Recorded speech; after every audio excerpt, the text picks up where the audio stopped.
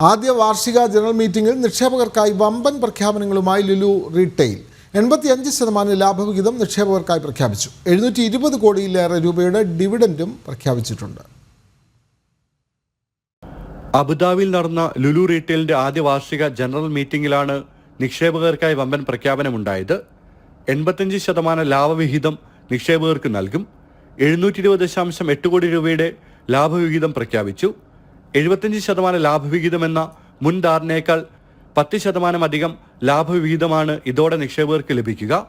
2024 സാമ്പത്തിക പാദത്തിലും ഏറ്റവും മികച്ച വളർച്ചാ നിരക്കാണ് ലുലു റീറ്റെയിൽ രേഖപ്പെടുത്തിയത്.